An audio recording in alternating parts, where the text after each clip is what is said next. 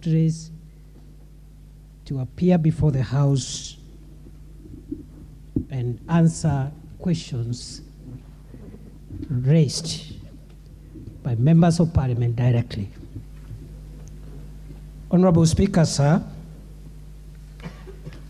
the member for Chuka Igamba Ng'ombe has asked the circumstances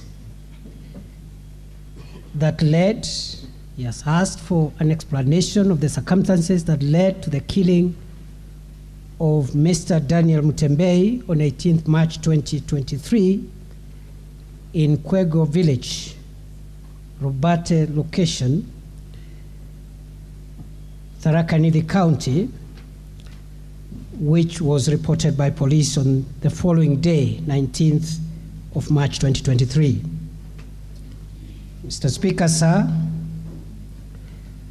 on 18th of March 2023, a Mr. Leonard Njeru Mbuba from Robate location reported that his cousin, Daniel Mutembei, a male adult approximately 34 years, had been attacked the previous night by known people, according to the report, severely and critically injured, left for the dead, rained on for the rest of the night, recognized by villagers early in the morning who were taking milk to the collection point, still alive early in the morning. Mr. Speaker, although critically injured, it was reported that Mr. Mutembei was able to talk and identified those that attacked him and gave their names, 5 suspects. He was taken to hospital, but the injuries were already too much and he succumbed at the Chuka Referral Hospital. He succumbed to the injuries. That report was made and entered into the OB. Mr. Speaker, sir, and just for the clarity of the member and the House, that report was made the same morning of 19th March 2023. Investigations ensued, and before any statements could be taken from any of the suspects, the same suspects went to the Chuka High Court and obtained anticipatory bail, restraining their arrest and prosecution until the matter is heard and determined, or until further orders were issued by the High Court. Those orders, Mr. Speaker, sir, were issued by Lady Justice Lucy Gistari of the Chuka High Court on 27th of March 2023, and the order specifically restrained the police from arresting the said persons. The orders also required that the matter be heard today, the 12th of April 2023. Today, the matter was came up for mention, and Mr. Speaker, I can report to the House that in the morning the parties were heard, and I can also report to the House, Mr. Speaker, that for us in the ministry, we instructed the State Council to represent those parties that against whose orders were given, including the Inspector General of Police, the DCI, and all those who were sued. The family of the victim, the late Mutembei, also had hired a lawyer this morning, and both Mr. Mutembei's lawyer and the State Council made a very, very strong argument in an oral application for two things. One, the vacation of the anticipatory bail, which was lapsing today, that it should not be extended. And two, warrants of arrest to issue against the suspects. And both the deceased lawyer and the State Council were on one page, of course, against the opposition from the Defense Council. The ruling on this matter is before the judge this afternoon at 2:30, the same time that the minister is appearing before this House. In between, Mr. Speaker, on Saturday, the 8th of April, which is Easter Saturday, the victims were supposed to bury the late Mutembei, but they felt that this matter had taken too long and could not understand why a matter where there was, in their view, overwhelming evidence pointing at the killers should still be out there. And notwithstanding the anticipatory bail, they demanded that the arrest be done. There was a serious demonstration for most of the afternoon on Saturday, from 3 p.m. to well into the night. They were carrying the coffin of the late Mutembei and demonstrated the whole afternoon, engaging the police in running battles. The police tried to talk to them diplomatically to bury the deceased as we wait for the finalization of the matter by way of appearance before court today, but they could hear none of it. In fact, Mr. Speaker, the protesters engaged police in throwing missiles when the police tried to use tear gas, and it was really a very, very rowdy protest. And of course, one would understand the public anger given the circumstances which the deceased had died. Mr. Speaker, sir, the police were able to open the road much later in the night, but an incident occurred around 7 p.m. the same night. One of the local young leaders, the chairperson of the Tharaka Nithi Border Association,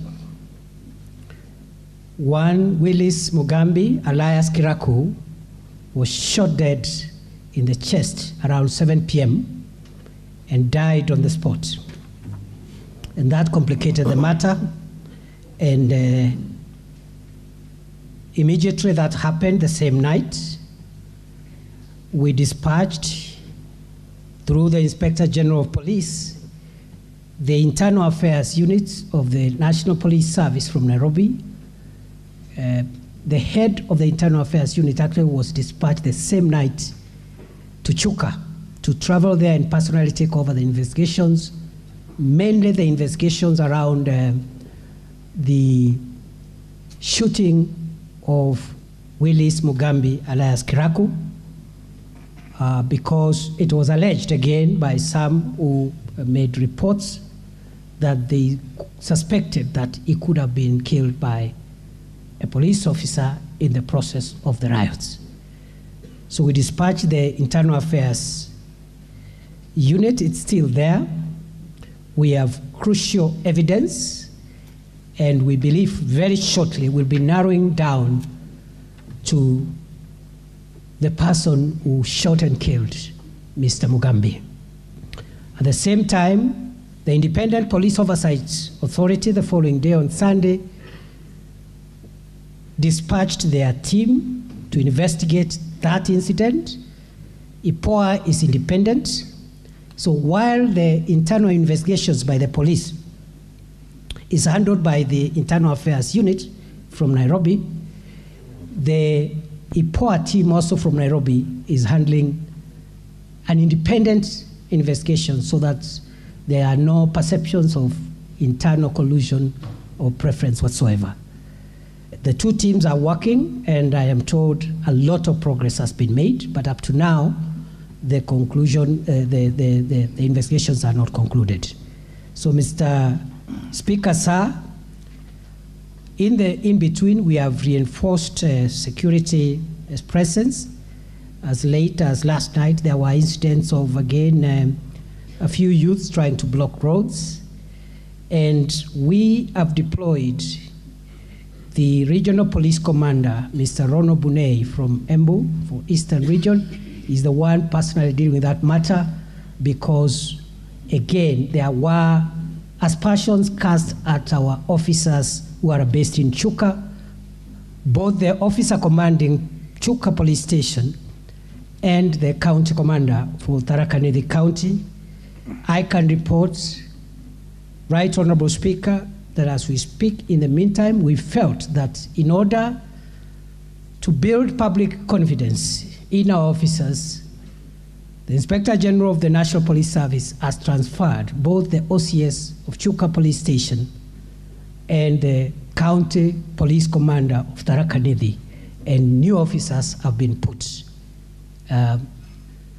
in place already as we speak. So that's where we are, Mr. Speaker.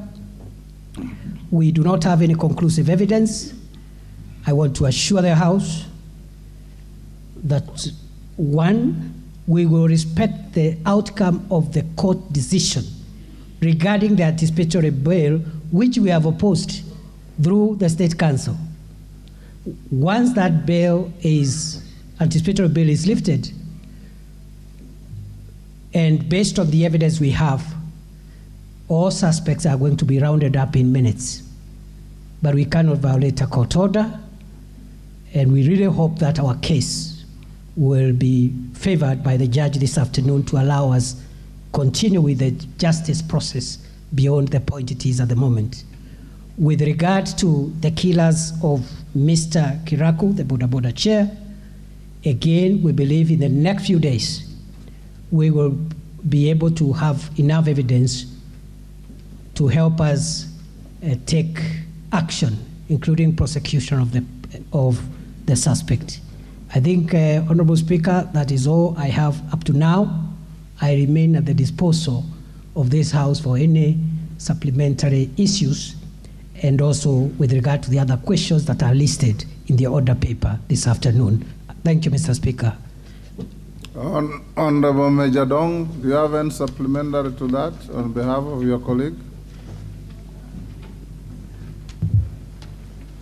Thank you, Mr. Speaker.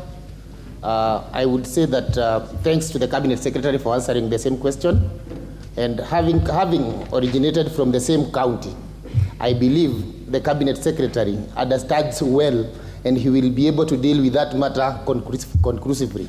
Thank you, Mr. Speaker. That is a comment, Minister. You need not answer. Morugara.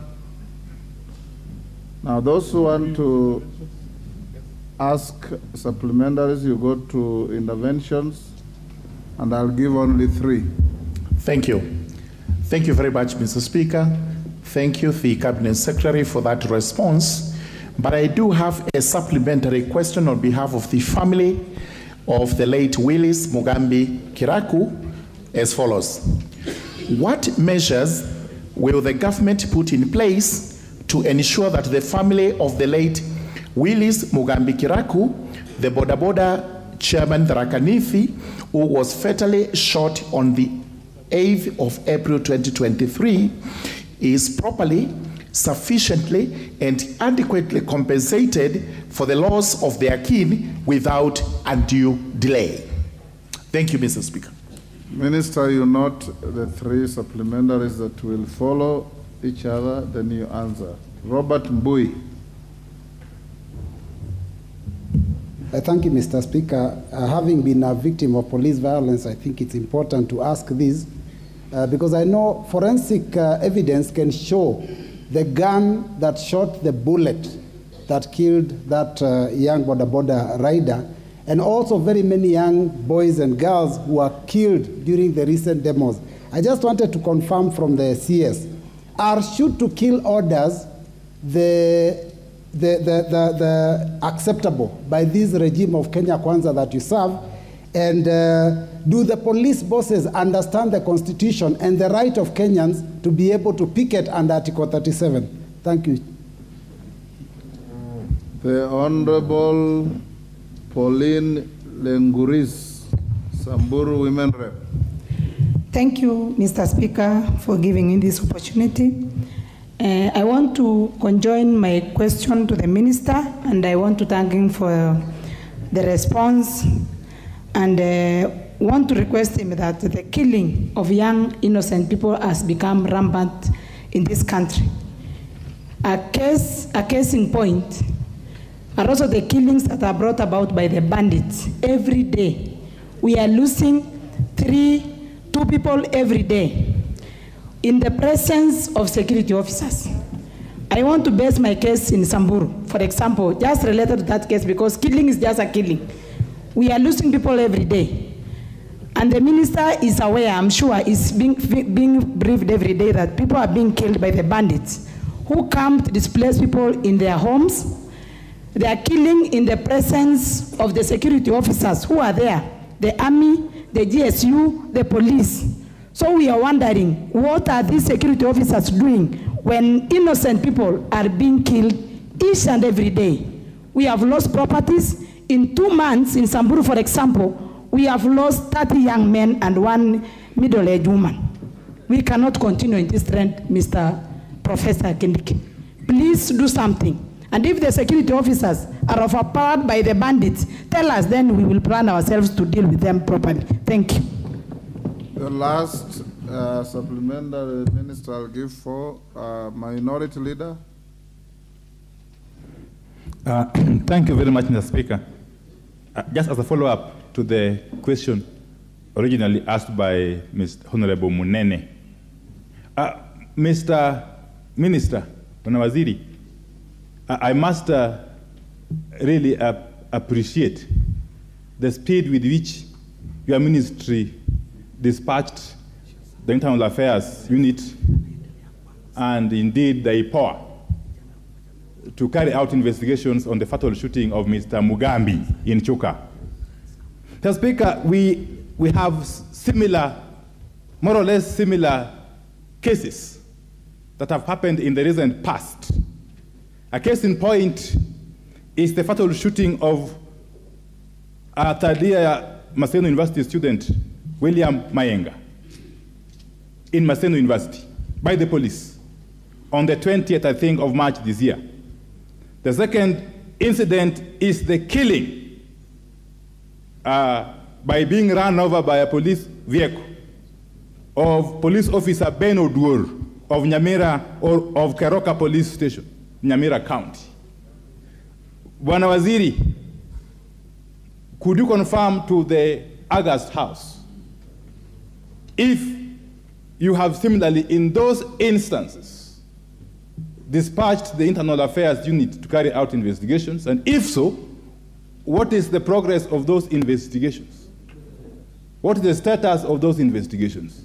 Or could we be seeing a case of double standards, application of the law differently in different situations, in different parts of the country, and concerning different communities? 2, is it now a policy of the Kenya Police Service to quell riots by use of live bullets? Is the old policy of using rubber bullets now discarded? And if so, when did this change in policy occur? And for whose benefit? Thank you. Minister, there is a member, Honorable Kamren, who says that if he doesn't ask a supplementary, it will not be good for him today. I'll give him a minute. then you can answer the 5 questions. Asante Bwana Spika. Nataka nichukue nafasi hii Spika. Ya nashukuru waziri amejaribu, lakini ninapoongea saa hii vita inaendelea kwangu Baringo South. Sasa hivi ninapoongea na kijana mmoja tumepoteza maisha, watatu wameumia. Nimetumana pesa ya meli kwenda kuwachukua wale ambao wameumia, na nimetumana gari kwenda kuchukua mwili, na saa hii ng'ombe imeenda, watu wanakimbia, wanahangaika kwa sehemu ya Kiserian, Mukutane na Rukus. Najua waziri alikuwa kwa huko hapo awali, lakini saa hii imekuwa chungu kwamba kazi hii ya bandits inaendelea. Sijui waziri utafanya namna gani kwamba watu wangu wapata amani. Nimeomba kila wakati kwamba au wakora watolewe Rukus, Mukutane na Araba locations. Au wamechukua hiyo locations sote 3. Hakuna mtu naishi mashule, mpaka hata bandits wenyewe wanaishi kwa mashule. Ile tuliyochenga kwa CDF. Nitakuwa nikicomplain mara ngapi? Watu wangu hawana bunduki. Mimi sio kama wale wengine wana bunduki wanaweza kujiokoa. Sisi hatuna bunduki. Waziri na anaelewa. Naomba kwamba nahitaji amani, na hii watu wangu ambao wameumia saa hii kwa sababu sijui hata ni ngapi. Naomba kwamba waziri tutafanya nini hii vita saa hii isimame, na watu wangu warejee, na hiyo ng'ombe imechukuliwa irudi, na serikali wanisaidie. Hiyo mwili ambaye imeenda na hao watu naumia, serikali wakaramie. Asante sana. Minister, you may answer those 6 supplementaries. Be precise and concise. Given the tremendous interest, I might give another 2 thereafter. Thank you, Honorable Speaker. Honorable Speaker, with regard to the supplementary question raised by the member for Tharaka, I would like to respond as follows. That at this point, when investigations are ongoing, we do not have conclusive evidence on who would have shot the deceased. However, if the evidence links an officer of the National Police Service or any other government official in the murder of Mr. Kiraku, 2 things I would like to assure the House. 1, whoever is responsible will be prosecuted. And 2, if the person has died in the hands of our officers, the procedures for compensation will ensue. Honorable Speaker, with regard to the question raised by the Honorable Mbui, I would like to respond as follows. There are no shoot-to-kill orders. On the contrary, all officers in the National Police Service and all security agencies who are involved in managing public protests, demonstrations, and riots, and crowd control are under very strict instructions not to use live bullets when dealing with members of the public. In fact, Honorable Speaker, the reason the OCPD was transferred is because there were very strict orders given by the Inspector General of Police that there should be no live bullets used in crowd control, not just in Chuka, but even in other protests. So we are asking, we want to give some independence so that we establish when the OCPD is not in office, if indeed it's a police officer who fired that killer bullet against the orders and the policy of this government, then action will be taken. But of course, it could have been any other firearm holder because there are civilians also who are licensed to carry arms and they could take advantage of riots to cause deaths. Honorable Speaker, the third supplementary question was raised by the member for Samburu. And I want to assure the House, through you, Mr. Speaker, that the deaths that have been caused in Samburu and other parts of the country as a result of livestock rustling and banditry are regrettable. 2, we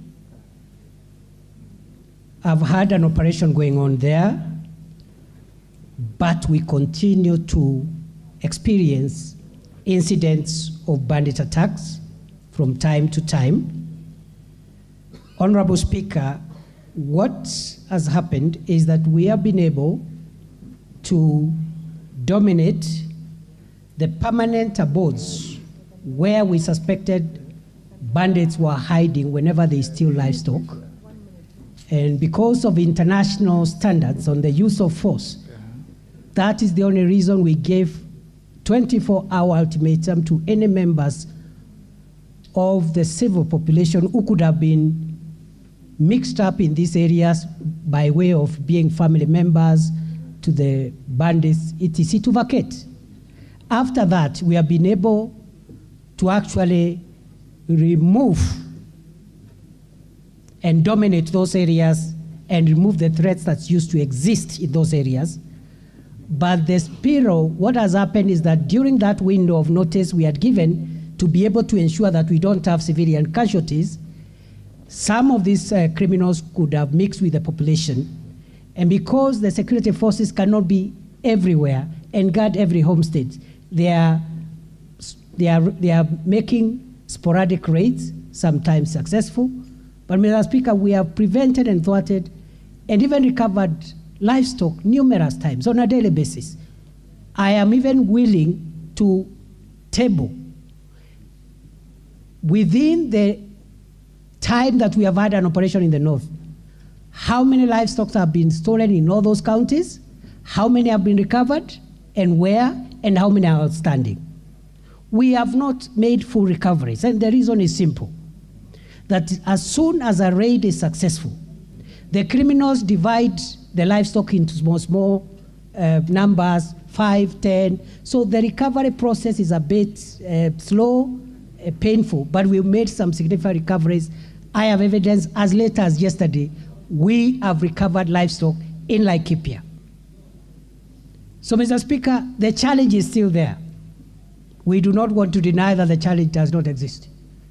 And Mr. Speaker, this challenge has not started this year, last year, 5 years, 10 years. This is a problem that started as early as 1977 in some parts of these areas. We are doing everything possible to make sure that we have a final end of this problem. It cannot be done in a month, 2 months, 6 months, 1 year, but we will reach there. It doesn't matter what it takes. We appeal for patience, we appeal for understanding, and we know that we will get around it as soon as we continue this domination of these areas where the bandits retreat when they steal livestock. In fact, Honorable Speaker, we are upscaling the numbers of security agencies we have. We are doubling them on Saturday. And as I've announced, this deployment will not cease with the end of the operation. Whenever the operation will be called off, the security agencies will remain there for as long as Kenya exists, to ensure that this problem does not recur. Because previously we have done an operation, as soon as there is a semblance of tranquility, we recall the security agencies. Honorable Speaker, the fourth supplementary question was raised by the member for Ugunja, the Honorable P.O. Wandai. And I would like to assure the House, through you, Honorable Speaker, that the government has no double standards or does not respond to security threats based on where they happen. In the matters that the Honorable Wandai has raised, in fact, we acted even faster. But there was no question asked for us to report what we have done. So I want to confirm to the House, the Honorable Speaker, that the same measures we have applied in Chuka are the same measures that have applied in this instance. The Internal Affairs Unit, as we speak, is on the ground. The IPOA is also on the ground to provide independent investigations. So there are no double standards, and I think I can comprehensively say I am the minister who has been in most parts of the country, given that I've only served for slightly under 6 months. I've been in almost 70% of Kenya. So there cannot be double standards, and I don't know the last time I was near my home. So if there will be double standards, I'll be accused of not going home, Honorable Speaker, not the other way around. Honorable Speaker, with regard to the fifth one, the fifth supplementary question raised by the Honorable Kamuren, because the one by the Honorable Wandai about live bullets, I've already said the instructions are on the contrary, no live bullets. That's why you have seen, even in the most dramatic protests that we've had recently, we have not had casualties. We've not had deaths. And wherever deaths have occurred, like the Kisumu death and the one death in Kibera, the investigations will help us know whether this was a police gun or a civilian gun, because as I have said, both the police and civilians are licensed holders of firearms. If we establish anybody has violated the rules and the standing orders of the National Police Service, action will be taken. Honorable Speaker, finally, the supplementary question raised by the Honorable Kamren.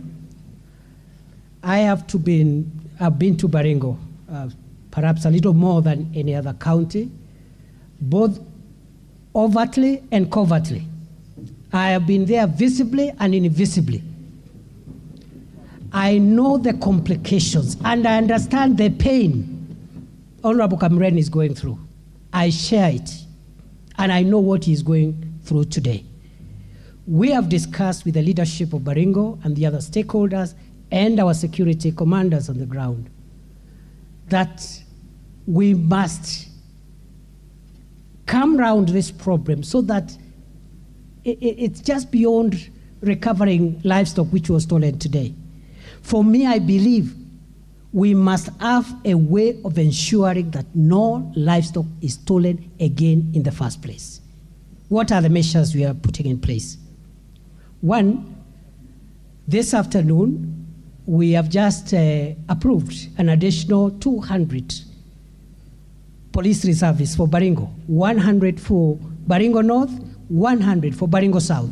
Training is going to start before Friday, because we believe the security agencies cannot be in every homestead, but the National Police Reservice can help mitigate a big way, and we have seen in other parts of the country, NPRs are helping stabilize the situation in a big way. So we have approved that. I have provided the money for their training immediately. We will not be asking for any stakeholders to help us. We will do it, and that will stabilize. Number two, we are opening up 2 new security roads. We are moving equipment to make sure that we make security roads, which we have discussed, especially in Baringo North, and I am looking for an opportunity to have a discussion with Honorable Kamburen on 2 major roads that will take care of Arabal, Mukutane, Ngelecha, and that interface between Arabal Hills, Mukutane, and into the Laikipia Nature Conservancy, which is giving us a lot of problems because of the reasons which I've explained. So, Mr. Speaker, we are not there, but we are on the way there. I am going back to the operation area, and I am going to stick there a little longer.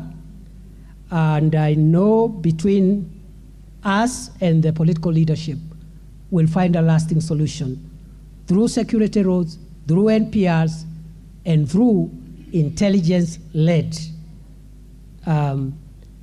investigations. Mr. Speaker, I think that's all for now.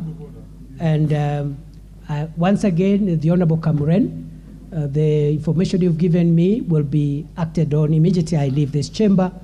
Maybe we can talk and discuss how we can support you. Thank you, Mr. Speaker. Milemba, what is out of order?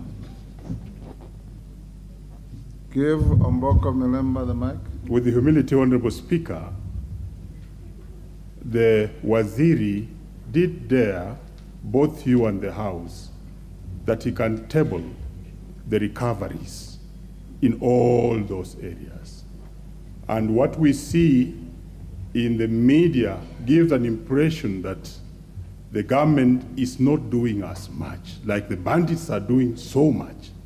So could you please, Honorable Speaker, if I'm in order, to order that the minister tables those documents immediately so that the people from those areas and Wananchi in general can have confidence in the progress. Thank you, Honorable Speaker. I think it's not papers but statistics that he promised to table. Minister, when we are done, you can pass on the document, the statistics to us. Now, honorable members, I still have members who have worked here, 8 in number, and on the screen I have 11 who are interested in this question. This is a trial run, like I said, and we said we'll be having about 3 supplementaries. But because the members who have come here can take judicial notice are mostly from the epicenter of the security challenges, indulge me to give them a minute each to ask 1 question each. I don't give you an opportunity to make a speech or to go to unhelpful tirades. Ask a supplementary to the minister, and I'll also ask him to oblige the House with short answers to save on our time. Member for Manyata.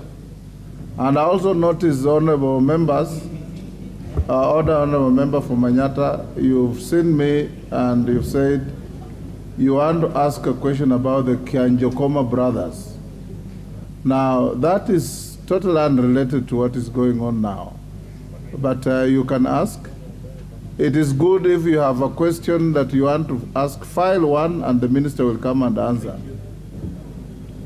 Thank you, Honorable Speaker. Yes. Why I wrote Kenjakoma brother is because we are still reeling in loss of those 2 young brothers, and we have not recovered up to date. And Honorable Speaker, I first want to say thank you to Waziri, because he has really shown a lot of restraint during mandamanos on the issue of using police force. Honorable Speaker, my question is on the investigation, efficiency of investigation of extrajudicial killing. And we have a case here where police body investigates itself. And I would like Waziri to kindly give us an overview, because he has come in as a new blood with a very nice team that can help improve this issue. But Honorable Speaker, many extrajudicial killings that we have had, including the Yala River famous killings, Honorable Speaker, we would like to know what he is doing as a ministry in terms of policy level to improve on the efficiency of police investigation. Thank you, Honorable Speaker. Thank you, Honorable Member. Turkana Central, 1 minute. Give the member for Turkana Central. There's a mic next to you. Thank you, Honorable Speaker, for giving me this chance, and also I join the rest of the members in thanking the CS for being the pioneer CS to appear before the House. First, as we speak here today, Honorable Speaker, there are families, more than 50 households that have lost their animals, their livestock, in the 1 a.m. raid in Turkana Central, in Turkana East, and in Turkana South. The animals are being driven towards Tiati as we speak, and we are still pursuing the bandits. as we speak. Honorable Speaker. Honorable Speaker, in Uganda, there are Turkanas, 32 of them, who are cordoned, wrapped up, and imprisoned through the court-martial in Uganda. One question that I want to ask is, why is the CS not able to implement such also in Kenya, where the caves, the gorges, and the places he mentioned in the Gazette notice, why is there no action in terms of cordoning and even wrapping up the bandits in those areas? Thank you, Honorable Member. Number two, Honorable Chair. One question. Okay. You are done, Honorable Member. Baringo North.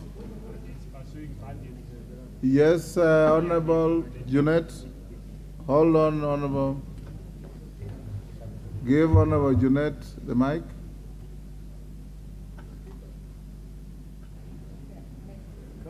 Hello, Mr. Speaker. Thank you for indulging me, Mr. Speaker. If I heard the member very clearly, he said, Mr. Speaker, that cows are being taken to Tiati as we speak now here. No, and the member of Parliament for Tiati is here, Mr. Speaker. He said they're headed to towards Tiati. Towards Tiati, Mr. Speaker. Which is different from being taken to And the member of Parliament for Tiati is here, Mr. Speaker. Mr. Speaker, could he explain this matter a bit further, whether the cows are going to his home, Mr. Speaker?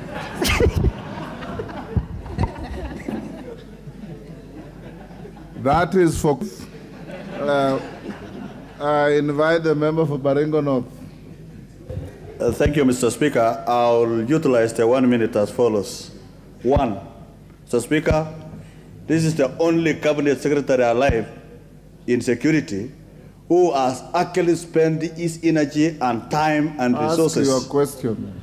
So I want to thank him. Number one question, Mr. Speaker, my intelligence is that the bandit that was taken away in hospital in Iten is the one that killed my cousin. And he was taken by 10 bandits in an hospital in Iten, driven to wherever by the other bandits. Could the minister therefore tell us when that wounded bandit who was in hospital will be brought to book? And my last question, Mr. Speaker, I still have the 1 minute, Mr. Speaker. When is the minister going to operationalize the cassetted administrative units in Baringo North? Thank you, Mr. Speaker. Thank you. There was a member who wanted to ask about the abduction of the injured bandit, so you don't have to rise to ask that question. Honorable Ariko.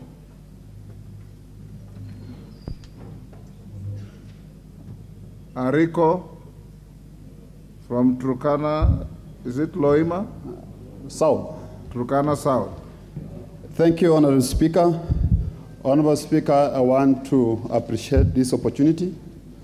I want to voice what is happening in Turkana South and Turkana East. Honorable Speaker, I request to ask a supplementary question with regards to the capacity of our security agencies. Honorable Speaker, what is happening in Turkana? We have experienced rampant raids, which we cannot explain the intention of these raids. Honorable Speaker, yesterday, my constituency experienced 3 raids, both in one ward called Katil Ward. It happened at 1 p.m.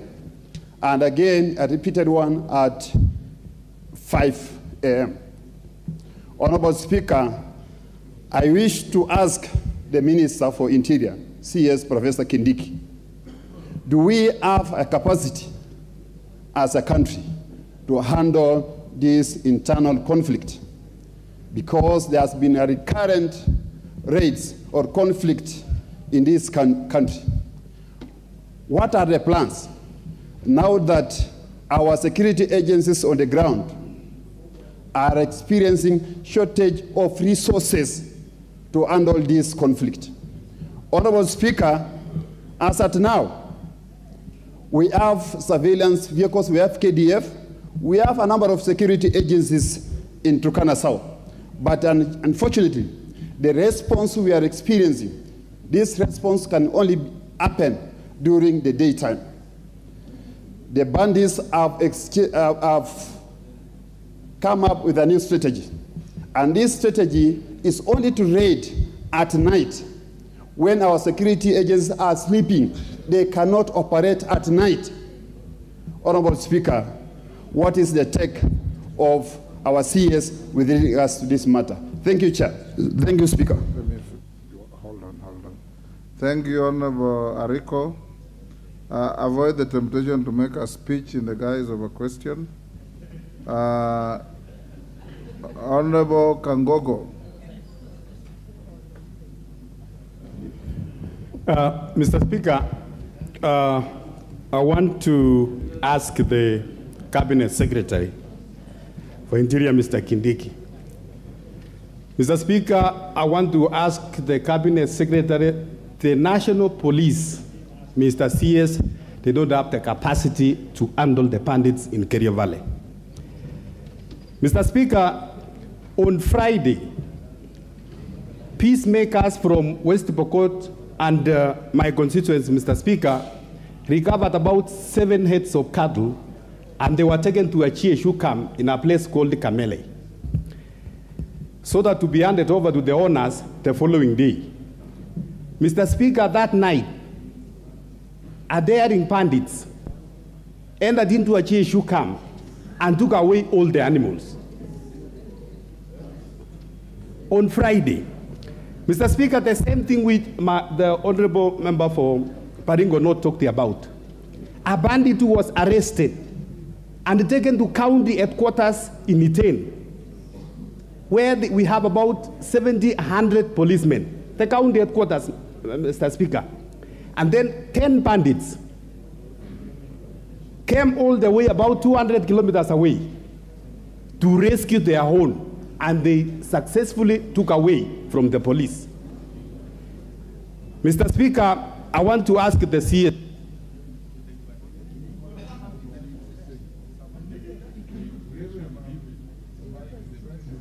to confirm to this House, Mr. Speaker, that the National Police Service are unable to handle the bandits, and bring a motion to this House so that we can have the Kenya military or the KDF to take over the operations of bandits in Kerio Valley.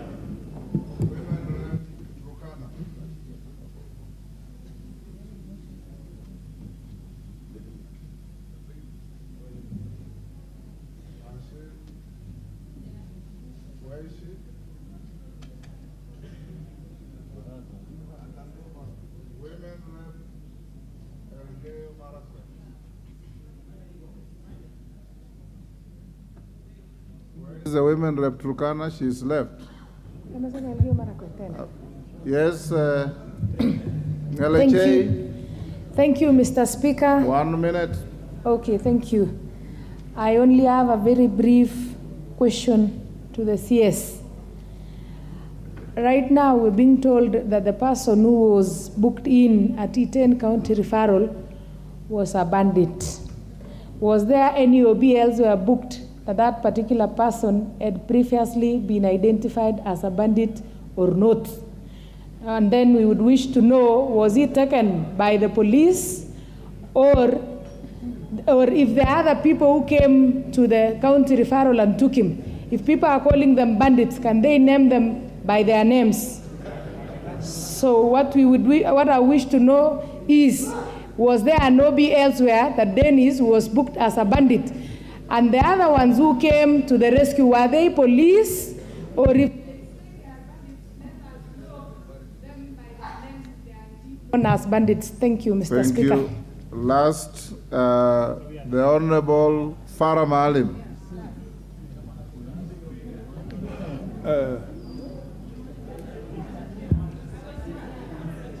Mr. Speaker,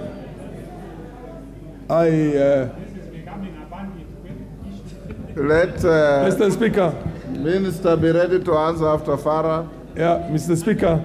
Honorable members, be patient. If I'm satisfied there is enough interest, I'll give another round. Mr. Speaker, this is, I must commend the government on this, because this is the first time the military has been used for a peacekeeping in this country where there was not a genocide the way it was done in Wagala, in Wajir in 1984.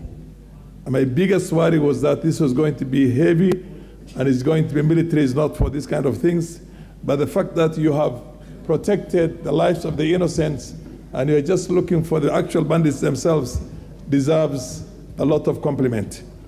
My question, Mr. Speaker, is, Mr. Minister, have you tried some soft power? Have you tried to find out how you can deal with the elders, with the communities, and bring the communities together, as opposed to maintaining basically law and order in that place? Have you also tried to look at the social issues that underpin, because there's only one community that everybody's complaining about, the Pokots.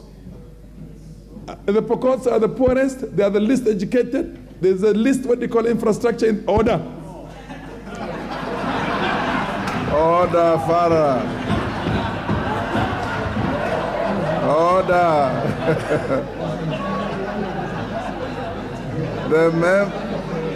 The member from Balambala, you are out of order. Can you conclude your question? Mr. Speaker, we need to educate those children, Mr. Speaker. We have heard this before, Mr. Chairman, Mr. Minister, thank you very much.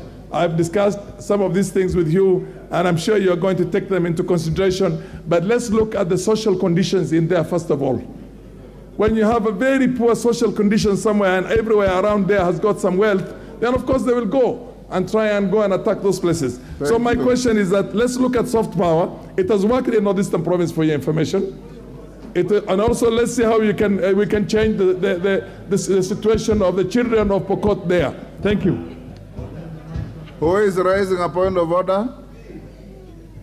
Moroto, what is your point of order? Because Pokots were mentioned? Yes. Yes, Mr. Speaker. Yes. Mr. Speaker, I want to say thank you very much for giving me also this chance to say, when these people are talking, they are talking as if they are the holiest. When they are also killing. I lost about 5 people the other day and this morning in a Takwel. Honorable from Moroto, the south. I've given you a floor because you are challenging what Farah was saying. Now you are pursuing a totally different agenda. What was out of order that Farah was saying, that's the reason why I gave you the floor. No, Mr. Speaker, I was just asking what I have in my mind. I was not following what Farah said. Oh. My question, I just want to, Mr. Speaker, I don't want to take time. I want to congratulate the CS, and I want to ask him to use the intelligence services. For these guys here speaking here, let them also be put in so that they can know how to control themselves down there on the ground. I come from Kapenguria. We used to have the problem between West Pokot and Trans Nzoia. But this time, there's nothing there. Because we met and we started like leaders and worked together. These guys, now they're now talking here, and they cannot even go to ground, and they invite us to come and tell them what to do. Mr. Minister, start with these people. The members, put them in. Honorable Moroto, you are totally out of order. You are imputing improper motives on your colleagues. Minister.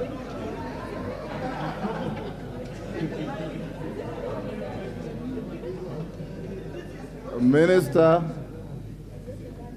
if you can give quick, short answers to those short questions. We still have 4 questions for you, and we have done very poorly. 45 minutes on this one. Yes, Mr. Speaker, I will do as guided on the first matter. Allow me, Mr. Speaker, to say on the issue that was raised on a point of order about tabling statistics on recoveries of livestock. I didn't say I'm carrying the statistics. I said if the House directs, I can table them in the House even by Tuesday. I heard you that way. Yes, you can, Mr. Speaker, I can, if you direct, yes. I can table the statistics of recoveries from the time the operation began In fact, we can even take it backwards a bit, 2 months before, and these 2 months when they have been in operation, and the recoveries and where and what is remaining. Mr. Speaker, also, I maybe inform the House through you that I am informed that the High Court in Chuka has ruled in favor of the Prosecution Council and in favor of the state to cancel the anticipatory bail on the suspected killers. Mr. Speaker, other than that, let me mention or respond to the other issues quickly. We are strengthening the independent police oversight authority to supplement the work of the Internal Affairs Unit of the National Police Service to provide an independent arm of the state that can help in dealing with extrajudicial killings. I confirm to the House, Mr. Speaker, and I assure the House and the member for Manyata that all extrajudicial instances of extrajudicial killings are actively under investigation, and the policy of this administration is zero tolerance on extrajudicial killings. The police officers are being informed accordingly that we shall not protect any officer who misuses their firearm to kill people other than what the law provides on the use of lethal force in law enforcement. Honorable Speaker, with regard, and that includes the issue around the killing in Kianjokoma. Mr. Speaker, the second one, raised by the member for Baringo North, the Honorable Makilap, that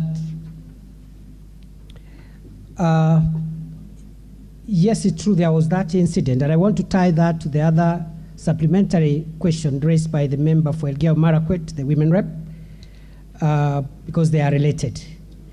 There was an incident at Iten Hospital. The suspect involved, the person involved is a suspected bandit because he had bullet wounds and he could not explain where he was shot, and he just came to look for treatment. And we believe also that the people who came to rescue him were criminals because they came through the fence of the hospital, so they just came perhaps to rescue one of their own who was hurt and could not explain. The reason why that happened, notwithstanding the presence of a few police officers who were on site at that time, was the determination by the commanding officer on site that a shootout inside that facility would have caused fatalities on patients, and that gave a leeway for the rescue to succeed. I want to confirm to the House, through you, Mr. Speaker, that this person has been on police radar even before this attack. We are on him. We have some leads. We believe we shall arrest him as soon as possible. Honorable Speaker, the other issue was raised by the member for Turkana South on the capacity of our police agencies to maintain law and order. Honorable Speaker, I am persuaded that Kenya has enough police officers and enough wherewithal to handle all our challenges, including the challenges we are facing in northern Kenya. However, Mr. Speaker, I want to say that it is the position of this government that there is need to reform our national security organs to make sure that they respond better to our threats. That is why one of the first acts His Excellency the President undertook was to institute a presidential task force on reforming the National Police Service, which is an admission that there is need to reform around command, around efficiency, and around operational sophistication to make sure that the gaps that we continue to exist, to encounter in our law enforcement of our internal security are resolved. Very shortly, that task force will present its findings. The government has committed to implement all the recommendations without exception that will come from that task force, including changing the entire command, of the National Police Service, the terms under which one becomes a commander of any level, tying command to success and results and deliverables, so that you don't become a county commander, a regional commander for life, and there are no results. People are still having insecurity in your area. Make it time-bound and tied to results. And even that reform, even as we wait for those recommendations, we are continually addressing command issues to ensure efficiency. Even this afternoon, I think the government and the National Police Service will be announcing changes in the top command of the National Police Service, starting with the appointment of the Deputy Inspector General of the Kenya Police Service, whose recruitment process is complete. And we have had a gap there for a long time because the immediate former Deputy Inspector General of Police was indisposed. But from this afternoon, that gap is going to be filled, and that will help the Inspector General perhaps to respond a little better and quicker, even as we wait for the other reforms. Honorable Speaker, I have one other last one, the one that was raised around the issue of what measures we are taking to make sure that the gaps we are having are sealed. One, the House may want to know that in 2014, the government started a police equipment modernization program, which ran for 3-4 years, but stopped after that. It was to the tune of 10 billion shillings a year. It really helped to improve the security at that time.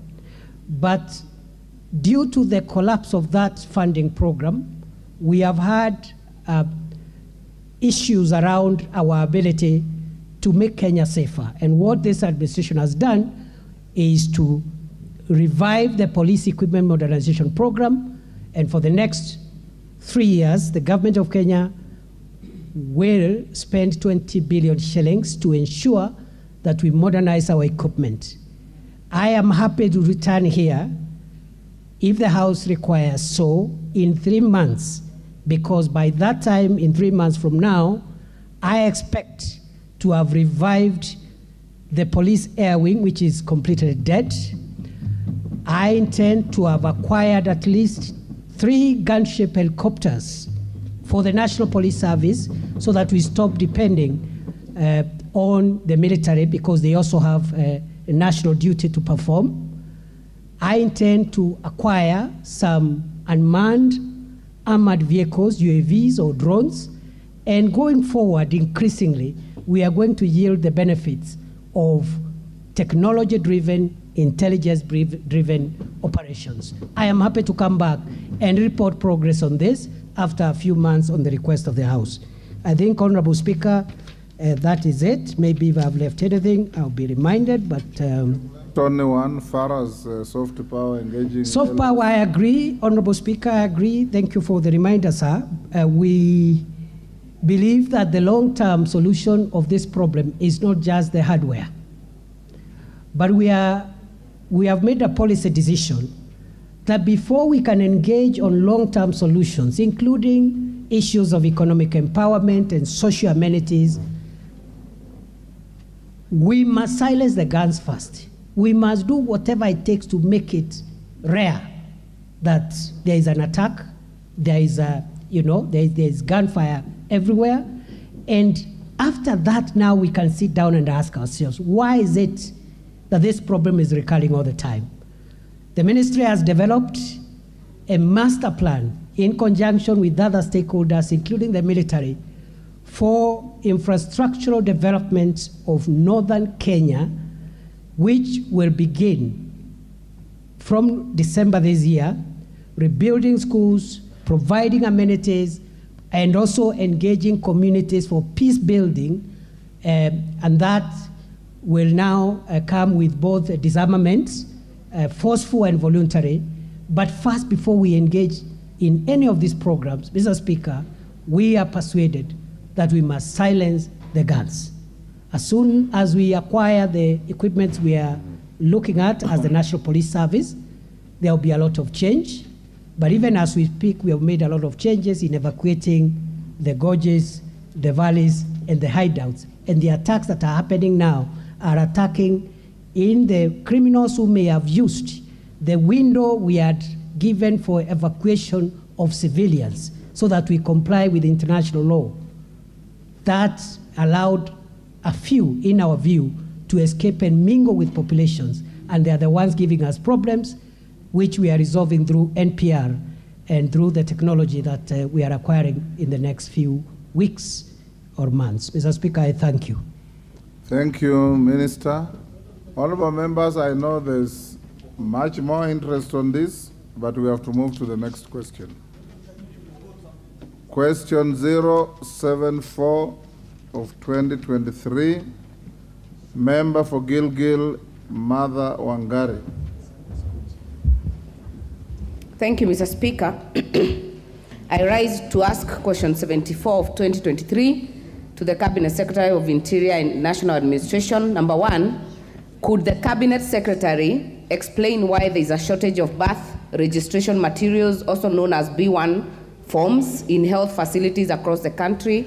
Number two, could the Cabinet Secretary explain why mothers in public hospitals, especially those on the national government Linda Mama program, are subjected to unnecessary detention after discharge as a result of unregistered births of their babies due to the above-mentioned shortage, yet it is the duty of the government to provide the B1 forms? And finally, what steps has the ministry taken to ameliorate the situation and ensure that mothers who are due for discharge are not forced to incur any additional bills due to the unjust detention in hospitals owing to the government's incapacity to promptly register births as a result of the lack of birth registration forms? Thank you, Mr. Speaker.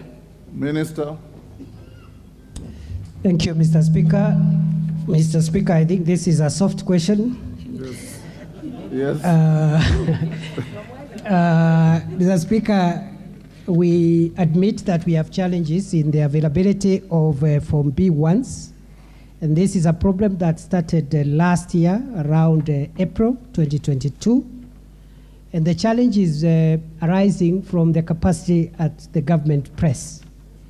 The government press has not been modernized for a very long time. The equipment they have and the human resource capacity does not allow them to print enough security documents, including these forms, quick enough to meet the rising demand. Therefore, you will see in the response, the written response which I filed before this House, Mr. Speaker, I have attached 3 letters which we have written as a ministry to the government printer, requiring them to increase the speed at which they are supplying us with Form B1s.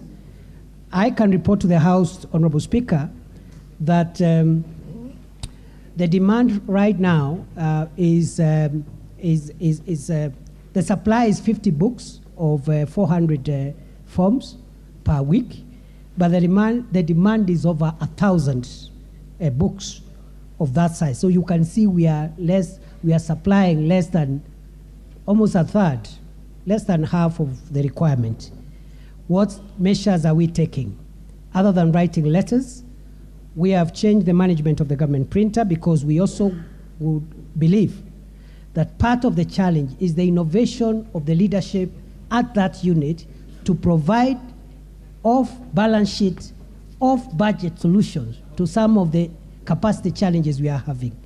And I can report comfortably, after changing the management of the government press in the last 2 months, the new government printer has tabled, and I have approved, an equipment modernization program which will not even involve government spending any money, because it's through a lease of equipment where over time we will pay whoever owns those machines, and after 10 years we hand over the machines to him. That is the solution that helped us with police vehicles when the police leasing, vehicle leasing program was initiated. So we believe very soon that will be tackled. But in the meantime, we have asked the CRS, that is the Civil Registry Department or Unit, Civil Registry service departments to give the government printer the projections for the rest of the year. And we are working to see how, pending the modernization program I'm talking about, that demand can be met as soon as possible. Mr. Speaker, finally, on that issue, I want to assure the House again that perhaps when I come back, the members will have positive feedback on this service, because we believe the registration of the births of our children and the deaths of our departed persons should not be aggravated further by absence of documents.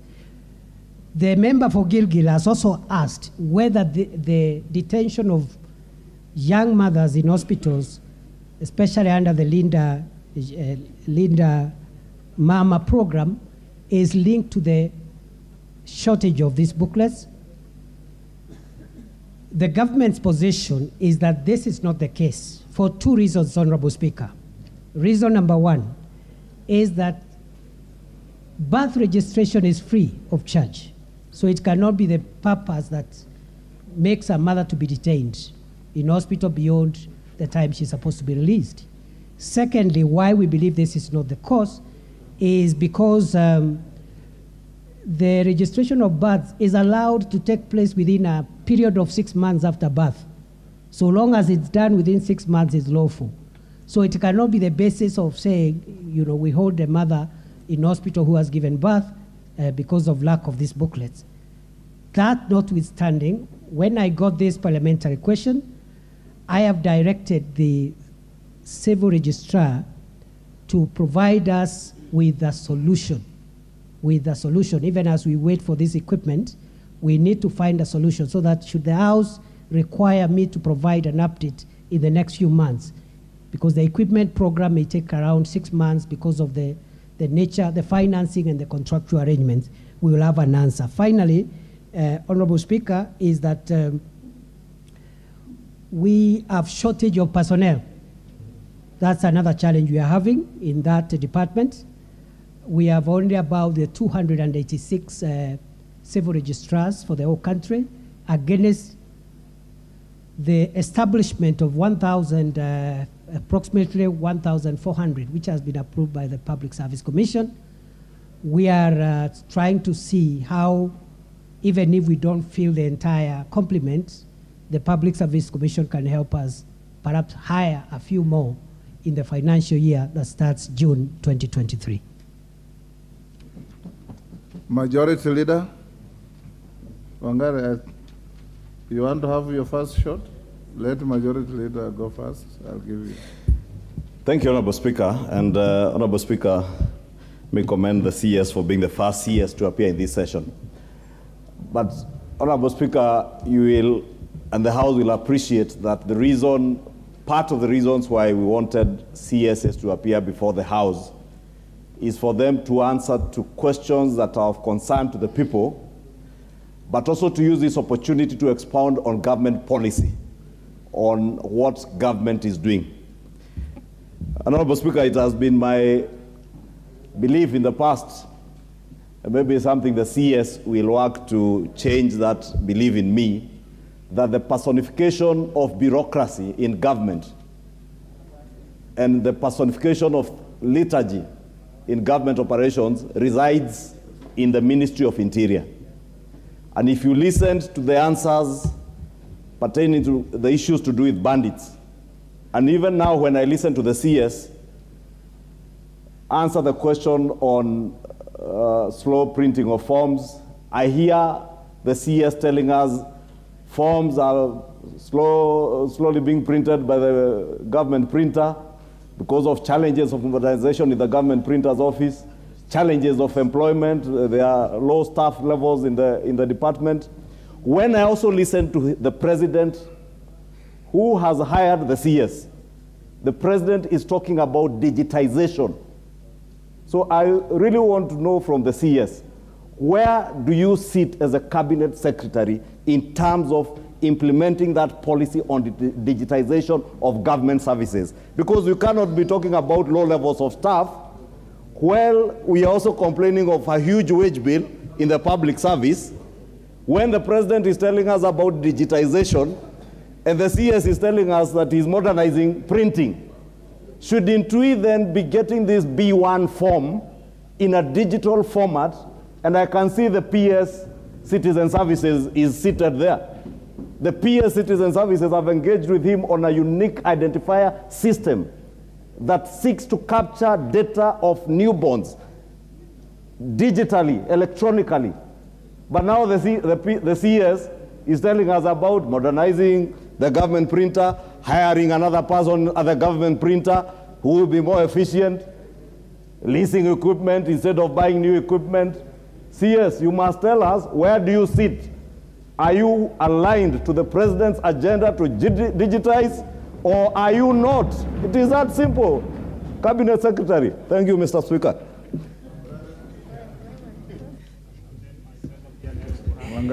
Thank you, Mr. Speaker. I was hoping that this would be a softer question because it has no guns, but I can see the guns are already coming out. But I want to just also thank the CS, congratulate him for being the first one in this very unique arrangement where we get answers firsthand instead of what we used to go about last parliament, 11th parliament, chairs who had no substantial answers. I have listened to the CS very carefully, and Mr. Speaker, this small matter of birth registration may look small, but the inconveniences it gets to people and to the public at large are huge.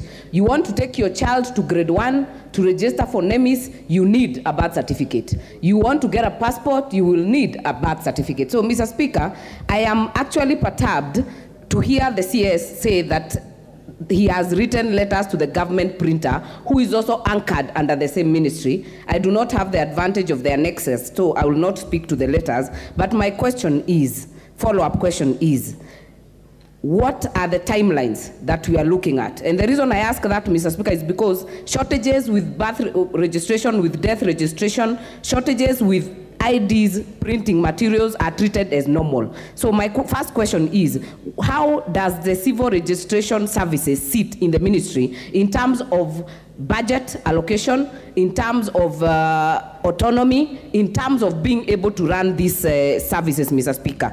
Number 2, supplementary. Mr. Speaker, this is my question, and you did very badly with that. Thank you, Mr. Speaker. I'll try to be very quick. The other one is the fact that the annexure between the Linda Mama parents, Mr. Speaker, and Linda Mama women. I am a practicing mother. I have given birth in the not so long past, Mr. Speaker. And I can tell you, whether you give birth in a public... Not being a mother is a practice? Yeah, it's practicing. It's still ongoing. It's still ongoing, Mr. Speaker. But I'm just confirming, because I have gone through it, I know whether you give birth in the public hospitals or the private hospitals, you must be issued with that short pink paper that is called a notification, Mr. Speaker. That notification, you can use it in 6 months. But hospitals, and scrupulous hospitals, Mr. Speaker, are detaining mothers so that they are there for longer, so that the bills accumulate to pay. But that pink paper, even for home deliveries, Mr. Speaker, is gotten from the B1 paper that I'm asking about. So that is their nexture with the Linda Mama. And finally, Mr. Speaker, last parliament, I brought a motion here. It was overwhelmingly approved because many members, including Muhaya MP, the Northern Kenya, Mr. Speaker, do not have civil registration centers. So we requested, and this House passed, that we establish in every sub-county a civil registration center. So I'll be very keen to know what is the progress on that motion, even as we implement, Mr. Speaker, or does it have to wait longer? Thank you, Mr. Speaker. Mayaka.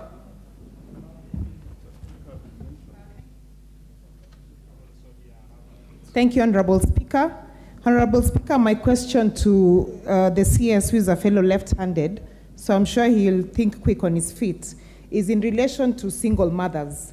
The issue that most single mothers experience when they are transitioning from birth notification to birth certificate is that they're not able to get birth certificates for their children because in most instances, they don't have IDs of the father. So my question to the CS is, what support can you give to the single mothers to ensure that they get birth certificates for their children, because they need this to be able to process medical insurance for their children? Thank you. Dr. Nyikal. If you can be as brief as that, it will be very helpful. I take 4 and close the chapter to the next question. Thank you, Mr. Speaker. May I also appreciate the Minister for being the first to answer questions here. Mr. Minister, the question was the Cabinet to explain why mothers in public hospitals, then especially Mama Linda, you therefore, okay, Linda Mama. Okay. Why mothers in public hospitals, especially those out a personal secret. Yes. Why those on Linda Mama program are delayed? The implication of the question, Mr. Speaker, is that actually in private hospitals, this is not a problem. And those mothers who are also paying directly is not a problem. This is not in line with the minister's answer, which is that there is a shortage of forms at the printing level. If the problem was at printing level, then obviously this should affect all mothers, whether private, whether Linda Mama. So that's what is the issue there. And also, the number of children that are born annually is a factor that is publicly known. It's about between 1.5, around 1.5 million. And the minister is saying he needs information on this number. So if that's not satisfactory, can we have clarification on those 2 points, Mr. Speaker? Thank you. Dr. Bukose. If you ask just one question, Mr. Yes. Speaker. Thank you, Honorable Speaker. And I want to thank the Cabinet Secretary and congratulate him for being the first. Mr. Speaker, CS, my question is about the Huduma number, Huduma cards, Huduma number. What happened to them? Because at one time, a lot of colossal sums of money were used to procure the Huduma number. Is it still there? What happened to it? Thank you. Mary Emase.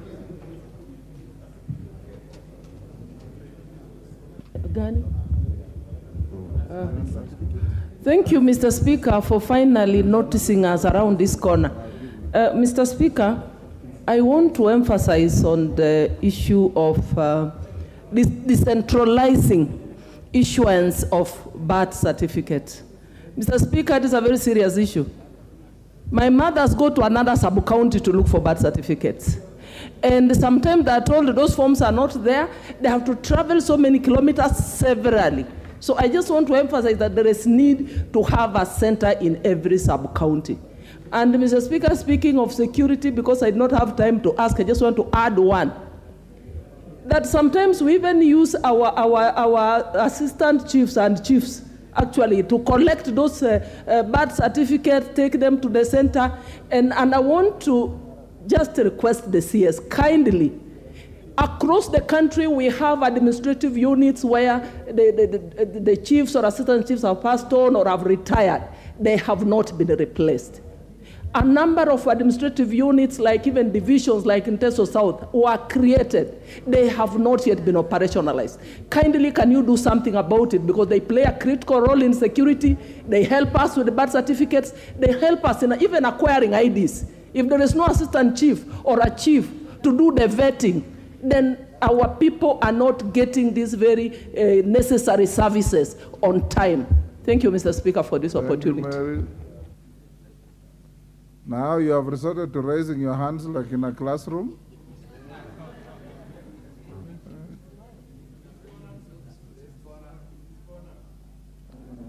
The member, I can't see that far. The honorable member from, is it Mandera? The one next in front of Emase. Sorry, honorable member, I can't see you clearly because of the lighting. Honorable Sane. 1 minute, Honorable Sane. I couldn't see you clearly. Thank you, Mr. Speaker. That your hand was up for 5 minutes. Thank you, Mr. Speaker. I can use my colleague's mic. I come from a county which is over 56,000 square kilometers. I do appreciate the work of the PS. For the first time since independence, he has posted at least death and birth officers last week. But the rest of the sub-counties do not have officers. Forget about forms. So in as much as I appreciate Honorable Wangari's question, when is the Cabinet Secretary posting all the officers in all the sub-counties of Wajir, which is twice the size of Rwanda as a country? Thank you. CNN, Nguna.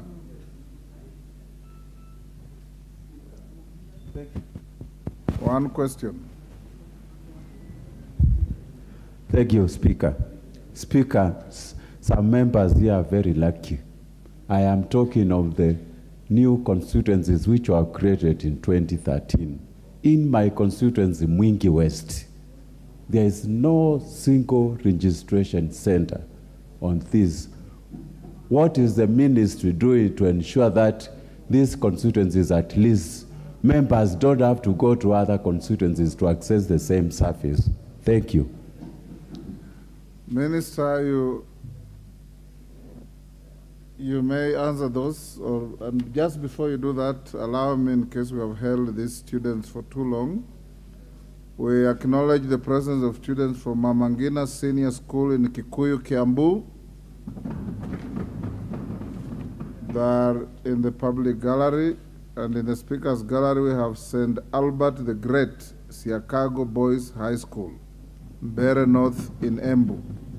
You are welcome to the House of Parliament. Minister Hall, I give a member for Lamu East. And who is out of order, Madam Chelule, to run across the floor with your hand raised.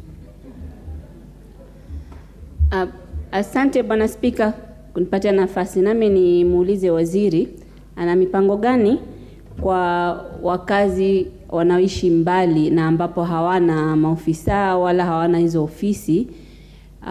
Mtu kama wa Kiunga inamgharimu shilingi 4,000 kutoka Ishakani mpaka Kiunga shilingi 300, Kiunga Tumkokoni ndio upande boat ni shilingi 700, boat ya Mirau kipanda from Mkokoni kufika Mokoe ambao kuna ofisi ni shilingi 3,000. Njia moja ni 4,000 kurudi 4,000, 8,000 kwenda kutafuta birth certificate. Sehemu kama hizo una mipango gani ambao hazina hizo ofisi paka tuje maeneo bunge mengine ndo tutafute hizo huduma? Asante Bwana Speaker. Let's have the answers now. Minister. Thank you, Honorable Speaker. Honorable Speaker, one of the priorities for us as a ministry is institutional reforms within the security sector, immigration, citizen services, prisons, correctional services. As I began by saying earlier this afternoon, Honorable Speaker, we admit that the rate at which and the efficiency at which government services are being rendered is not satisfactory, and therefore we have considered that institutional reform, organizational culture change is a priority for all the departments within our ministry. I therefore want to accept the critical sentiments that have been raised about our performance, and we are working very hard to make sure that we do better. And going forward, this administration will be more than happy to report progress made on each and every sector. We have instituted baseline surveys for each and every service that we are offering, so that every 3-6 months we can be able to track progress. Having said so, Honorable Speaker, the Leader of Majority did ask whether we are remaining with the printing of documents or we are going digital. Honorable Speaker, the policy of government is to digitize all the services that it offers. I can report, as we speak,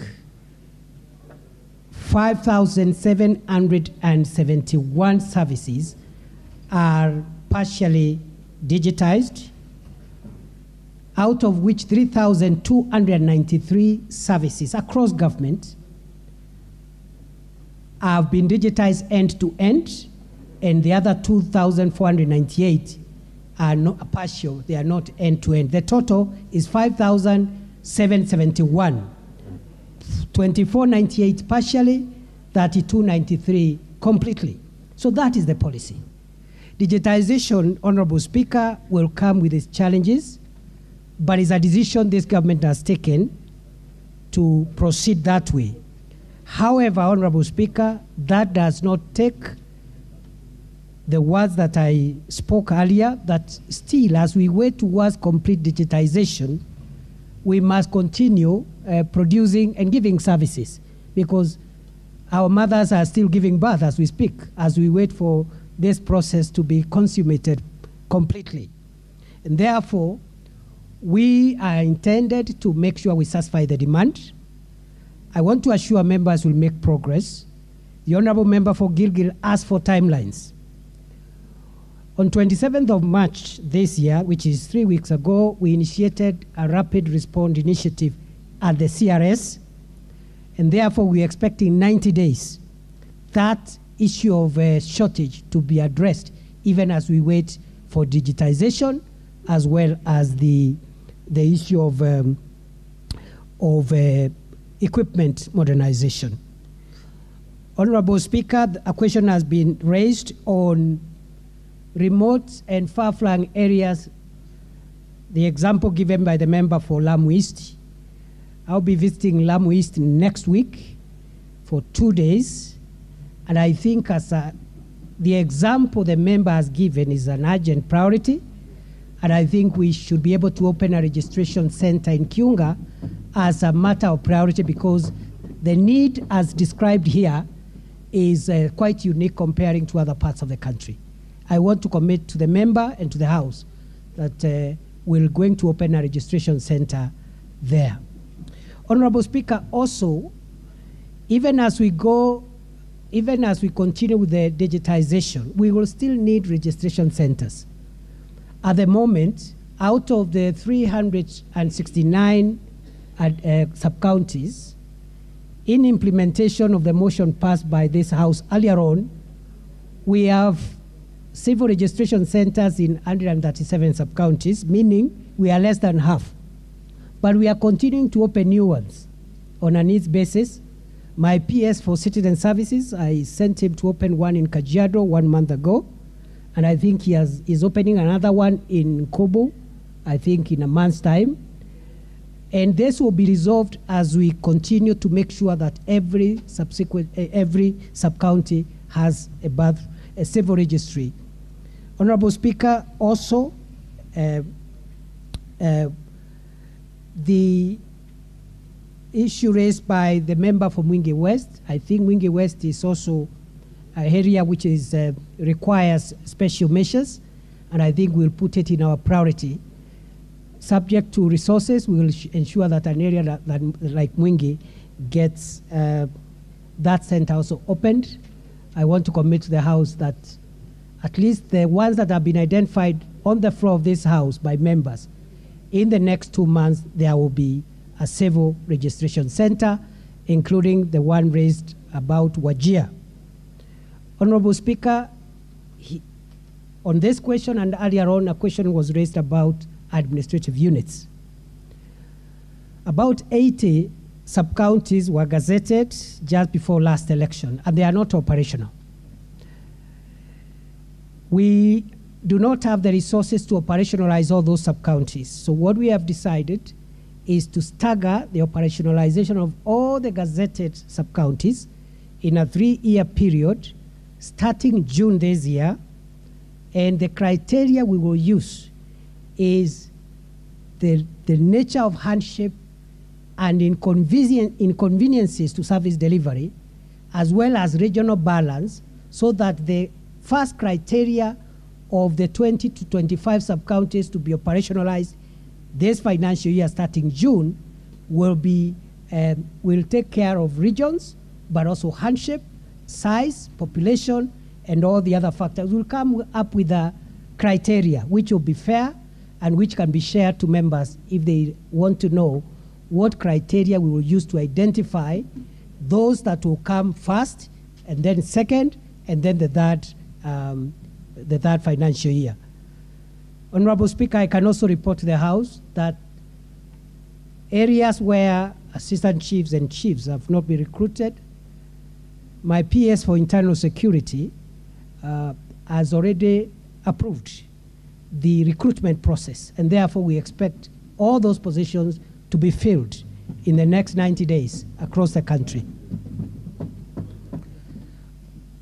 Honorable Speaker, then I think again a question was asked between technology and what we are doing in the old fashion. Going forward, before cabinet is a policy brief, is a cabinet brief which is under consideration on the UPI, the Universal Personal Identifier. And I think in the next 1 or 2 weeks it will be disposed of so that we migrate, we converge two things. One, that every child in Kenya gets a universal personal identifier at birth, which becomes their number in school, their whatever number they require. And when they are 18, that number is the ID number. Then at the same time and in parallel, another universal personal identifier for adults who are getting IDs. So you have a universal personal identifier at birth, and for the existing, because that one, by the time the first adult will use the UPI, it will be 18 years from when we commence.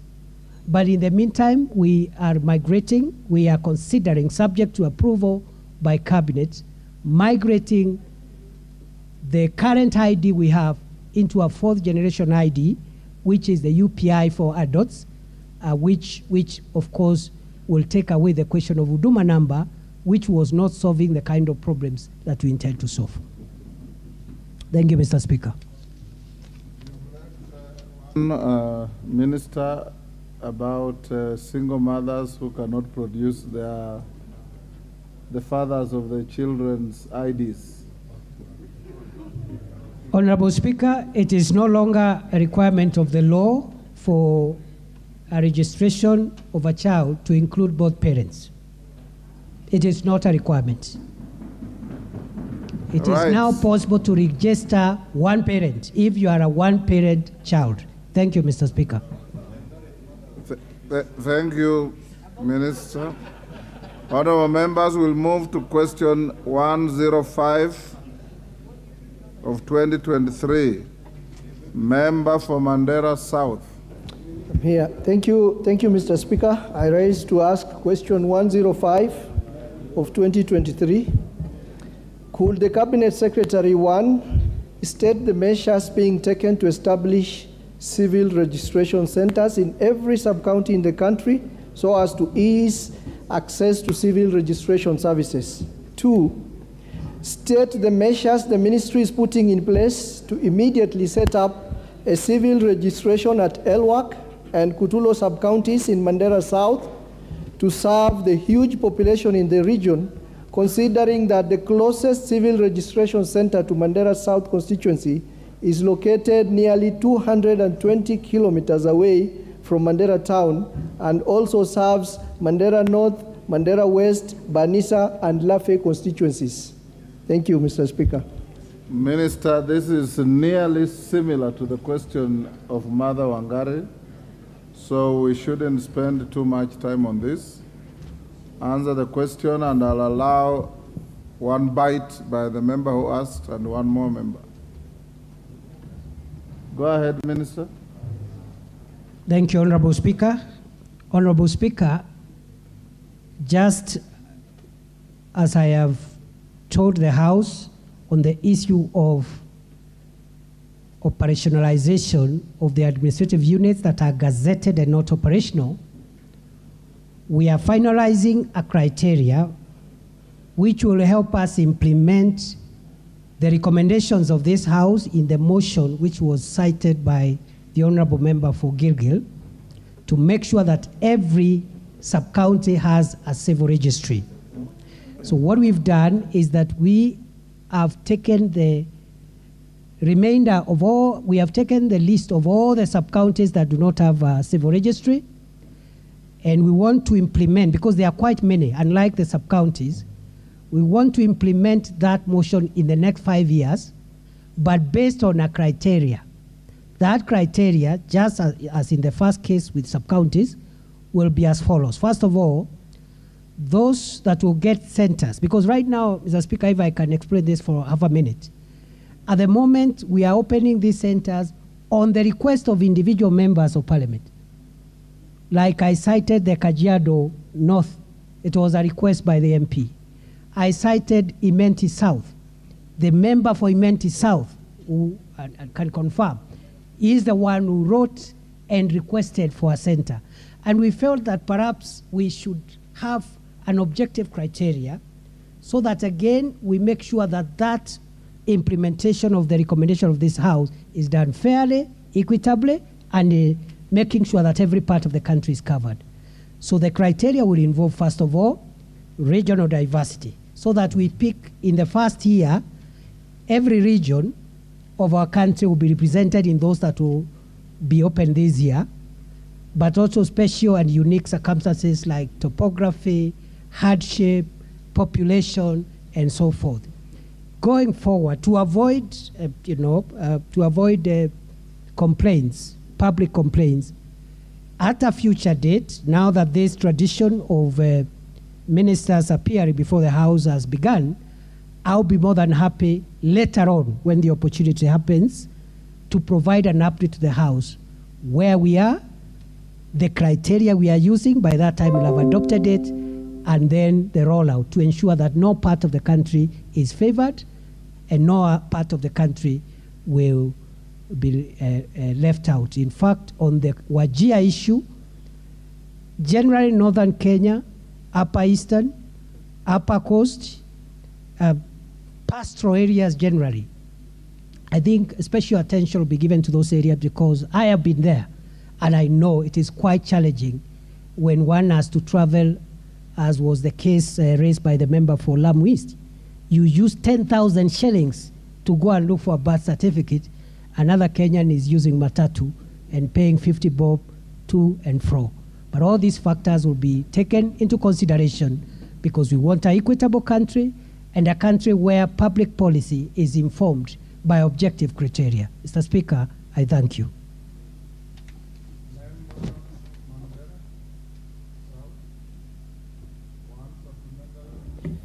Thank you, Mr. Speaker, sir.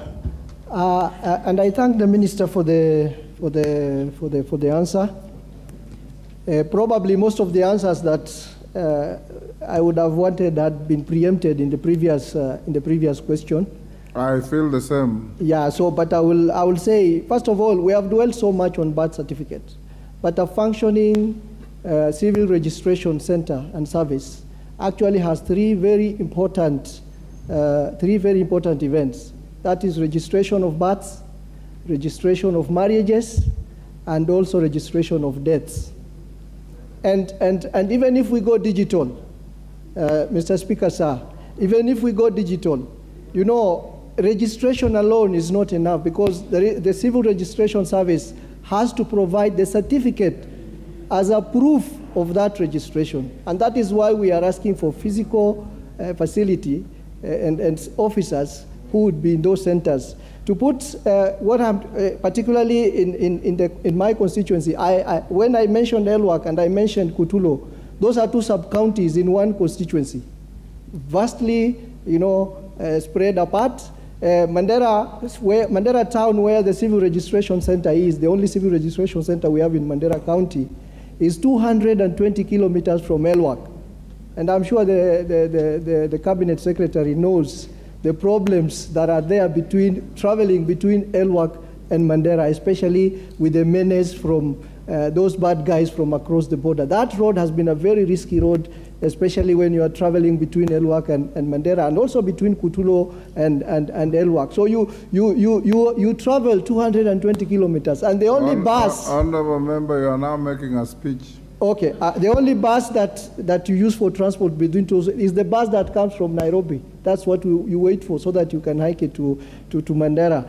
So my plea to the Cabinet Secretary is that a sub-county like Elwak and Kutulo, which are some of the oldest in that region, surely require civil registration centers very urgently, because of the importance of those certificates that the Honorable Mother Wangari had mentioned earlier. You know, the NEMIS. If you want to travel with your child from Mandera now, you cannot take that child on the flight if they don't have a birth certificate. And this all is a challenge, and we require those documents in Mandera. I think the answers that have been given, the usual answers that we hear when government gives answers to, lack of facilities, lack of officers, lack of funding. These are answers which... Honorable Harrow, you are debating. Okay, sir. I gave you an opportunity to ask a supplementary if you feel your question was not sufficiently answered. So what the Honorable Cabinet Secretary mentioned, that some of the initiatives come from the MPs. And I have the benefit of having a copy of his written answer. And he had mentioned of partnership between the Member of Parliament and the national government offices on the ground. I would want to know, what would that partnership look like? How does it manifest itself? Because we would really want to initiate those initiatives and see what that partnership can do to help our people on the ground. Thank you. Thank you, Honorable Member. Rindikiri, one question. Thank you, Mr. Speaker. I want to thank the PS for the confidence he has answered our questions, but I have a problem, Mr. Speaker, when it comes to the issuance of passports. There are some questions that I think that form need to be reviewed, particularly on the fathers, mothers, and even the children, some of who could be deceased. I don't see the relevance for that. Two, there is so many immigrants who have come to this country purporting to be experts in various fields. They have been given permit to work in Kenya. Even some of them have no technical expertise, taking jobs for Kenyans who are even very qualified. What is this that the ministry is doing to ensure that we don't have hawkers coming here purporting to be expert in various fields? Thank you, Mr. Speaker. Julius Sunguli. 1 minute. Thank you, Mr. Speaker. I just want to ask the Minister to confirm whether the answer he gave about birth certificates also applies to forms for registration of persons. Because as far as Kilgoris is concerned, there has been no fresh registrations of persons for nearly 6 months now, and the reason being that there are no forms. What is the minister going to do to ensure that those forms are available? And attached to that, Mr. Speaker, if the minister could confirm, could